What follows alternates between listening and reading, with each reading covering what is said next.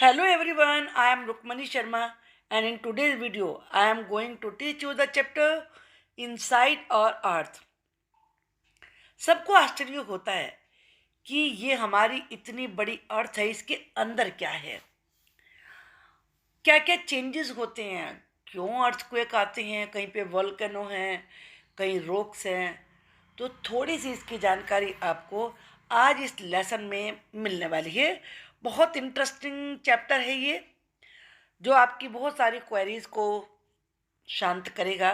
तो चलिए शुरू करते हैं चैप्टर इनसाइड आवर अर्थ। ऊपर से तो अर्थ सबको दिखती है, अंदर क्या है, तो चलिए शुरू करते हैं। अब the earth our homeland is a dynamic planet. Dynamic का मतलब होता है एक्टिव। हमारी जो अर्थ है वो बहुत एक्टिव है। It is constantly undergoing changes inside and outside, क्योंकि इसमें अंदर बाहर दोनों जगह चेंजेस हो रहे हैं लगातार। आप जानते हो ना, अर्थक्वेक आ जाता है और अचानक से अर्थ हिलने लगती है, वोल्केनो फट जाते हैं, अंदर से इतना गर्म लावा निकलने लगता है। तो ये अंदर चेंजेस होते हैं, उसकी वजह से सब होता है। तो चलिए हम पहले पढ़ते हैं इंटीरियर ऑफ द अर्थ। अर्थ के अंदर क्या होता है। जैसे अनियन आपने देखी है, उसमें बहुत सारी लेयर होती है, एक के अंदर एक, एक के अंदर एक। ऐसे ही हमारी अर्थ के अंदर भी लेयर है। The upper most layer over the earth surface is called the crust. जो सबसे ऊपर की लेयर है वो क्रस्ट कहलाती है। इट इज द थिनेस्ट, ये सबसे पतली होती है।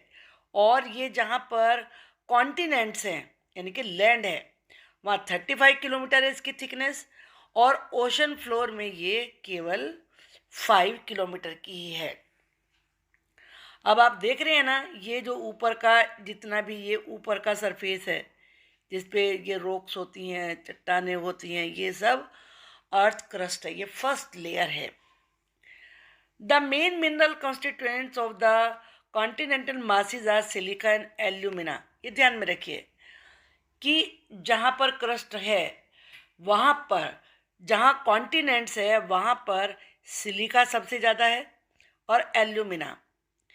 इसीलिए इसे सियाल बोलते हैं। सिलिका का सी और एल्यूमिना का एल।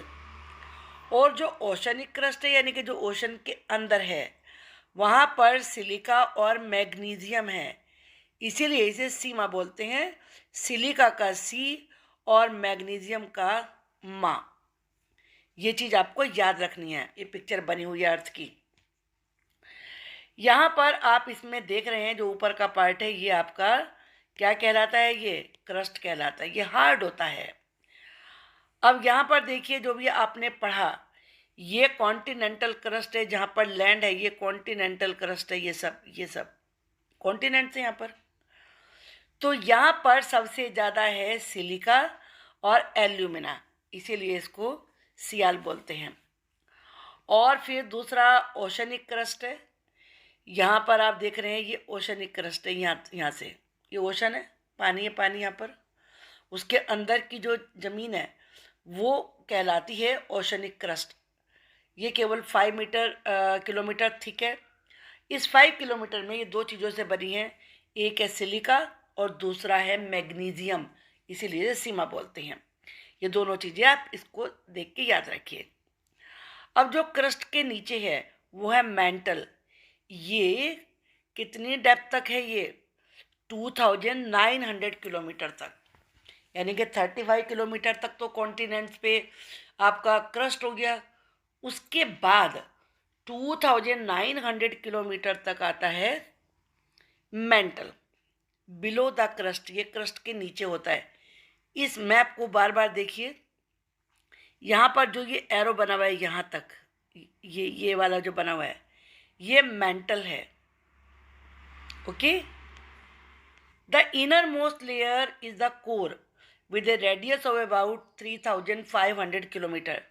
जो सबसे अंदर का हिस्सा है वो कहलाता है, वो 3500 किलोमीटर तक है, और इसे कहते हैं कोर, जो सबसे अंदर का हिस्सा हुआ है।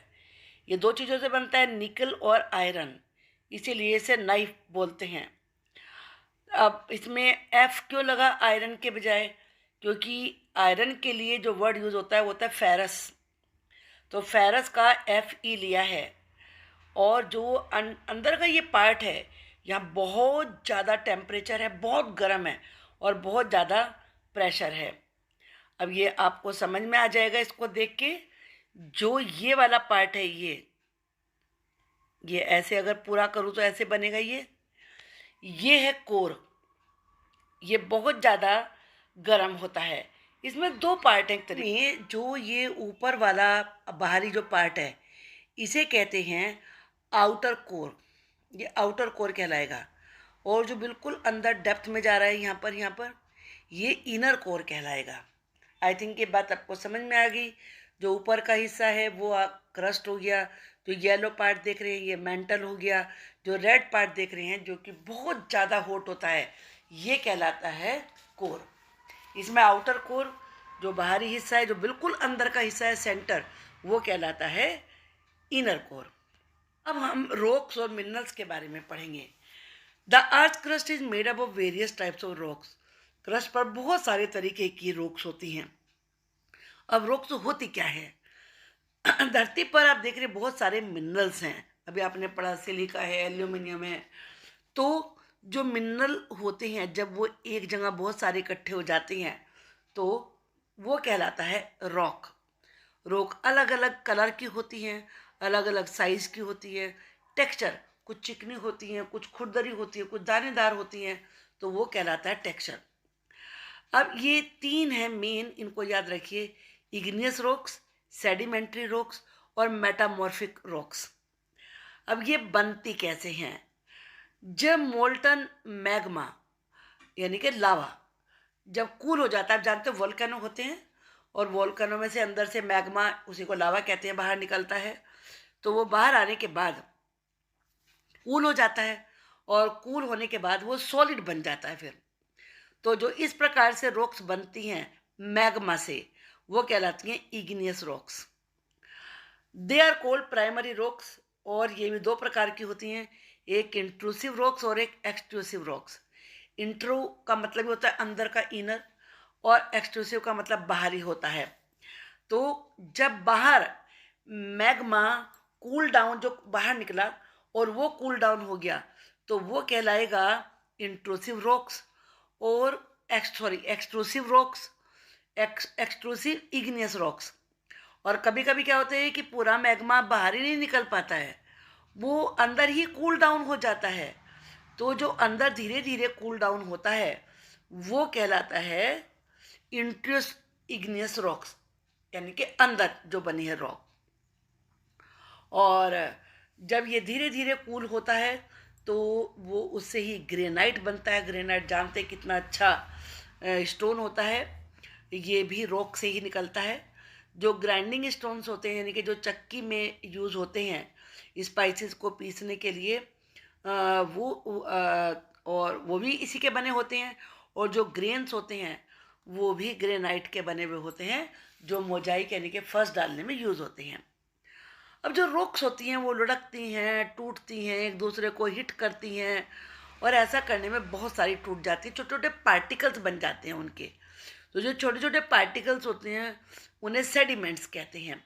और यही सेडिमेंट्स यानी कि छोटे छोटे पीसीज हवा के द्वारा, वाटर के द्वारा एक जगह से दूसरी जगह जाके वो डिपॉजिट हो जाते हैं, जम जाते हैं। और जब ये बहुत समय तक एक ही जगह पड़े रहते हैं तो भिज जाते हैं, हार्ड बन जाते हैं और रॉक की शेप ले लेते हैं। इन्हीं को कहते हैं सेडिमेंट्री रॉक्स। जो सैंड स्टोन है वो सैंड के ग्रेन से बनता है। सैंड स्टोन एक प्रकार का सेडिमेंट्री रॉक्स होता है। और इन रॉक्स में बहुत सारे फॉसिल्स होते हैं, जिन प्लांट्स के, एनिमल्स के, और दूसरे माइक्रो ऑर्गेनिज्म भी होते हैं जो इसमें कभी पहले रहते होंगे। अब क्या होता है कि जो इग्नियस रॉक्स हैं, इग्नियस रॉक कैसे बनी थी? मैग्मा से बनी थी। वोल्केनो को जो लावा निकलता है दो प्रकार की होती हैं, इंट्रूसिव और एक्सट्रूसिव। जो बाहर मैग्मा निकलता है, ठंडा हो जाता है, उससे बनती है एक्सट्रूसिव। और जो अंदर ही जम जाता है, बाहर निकल नहीं पाता पूरा, उससे बन जाती हैं इंट्रूसिव। तो अब जो और सेडिमेंट्री जो रॉक्स होती हैं उनके छोटे छोटे पीसेज होते हैं जो एक जगह जाके जम जाते हैं, बाद में वो कंप्रेस होते हैं और हार्ड हो जाते हैं, तो उससे बनती है सेडिमेंट्री रॉक्स। फिर एक और चेंज होता है कि जो रॉक्स होती हैं हीट की वजह से और प्रेशर की वजह से ये बदलने लगती हैं। तो जब ये बदलती हैं तो बनती हैं मेटामॉर्फिक रॉक, जैसे यहाँ दिखाया है। क्ले चेंजेस इनटू स्लेट, जैसे जो क्ले मिट्टी होती है वो जब ज़्यादा उस पर प्रेशर पड़ता है, बहुत गर्मी होती है, वो स्लेट बन जाती है और लाइम स्टोन का बन जाता है मार्बल। है ना कितनी अमेजिंग बातें। Rocks are very useful to us. Rocks हमारे लिए बहुत ज़्यादा यूजफुल होती हैं। जो हार्ड रॉक्स होती हैं उनको रोड बनाने के लिए, हाउस बनाने के लिए, बिल्डिंग बनाने के लिए यूज़ किया जाता है। और स्टोन को तो बहुत सारे गेम में भी यूज़ करते हैं। एक गेम होता है 7 स्टोन्स, पिट्ठू जिसे बोलते हैं। एक होता है होप स्कॉच, जैसे सतपू या किट किट बोलते हैं। एक 5 स्टोन्स का गेम होता है गिट्टी जिसे बोलते हैं। और भी बहुत सारे गेम्स आपके एरिया में हो सकते हैं। जो रेड फोर्ट है वो रेड सैंडस्टोन का बना हुआ है। जो ताजमहल है ये वाइट मार्बल का बना हुआ है। You will be surprise to know one type of rock changes to another, कि कुछ अलग ऐसी सर्टेन कंडीशंस होती हैं जिसमें से कि ये एक तरह की रॉक दूसरे वाले में बदल जाती है। तो इसी बदलने की, यानी कि बदलने का मतलब ट्रांसफॉर्मेशन, जो रॉक का ट्रांसफॉर्मेशन है उसी को रॉक साइकिल कहते हैं। यहाँ पहले मैं इसको पढ़ के बताती हूँ, फिर आपको पिक्चर से समझाती हूँ, ध्यान से समझिए आप। जब मोल्टन रॉक मैग्मा, मोल्टन का मतलब क्या होता है, पिघला हुआ। मैग्मा जो वोल्केनो में से निकलता है वो कूल होता है, तो उससे इग्नियस रॉक्स बनती हैं, आपने अभी देखा। और ये इग्नियस रॉक्स टूट जाती हैं छोटे छोटे छोटे पार्टिकल्स में, जिसके सेडिमेंट्स बनते हैं और सेडिमेंट से बनती है सेडिमेंट्री रॉक्स। और जब इग्नियस रॉक्स और सेडिमेंट्री रॉक्स पे ज़्यादा हीट पड़ती है, ज़्यादा प्रेशर पड़ता है, तो वो चेंज हो जाती है मेटामॉर्फिक रॉक्स में। अब पिक्चर से देखते हैं। यहाँ से ये मैग्मा निकला। अब जब मैग्मा कूल डाउन हो जाएगा तो इग्नियस रॉक हो गई। अब इग्नियस रॉक में से छोटे छोटे छोटे छोटे सेडिमेंट्स बने। ये सेडिमेंट्स बन गए, छोटे छोटे पीसीस बन गए। तो इससे बहुत सारे जब एक जगह इकट्ठे हो गए तो सेडिमेंट्री रॉक्स हो गई। अब सेडिमेंट्री रॉक के ऊपर जब बहुत प्रेशर पड़ा या बहुत ज़्यादा गर्मी हो गई तो ये बन गई मेटामॉर्फिक रॉक्स। आई थिंक समझ में आ गया आपको।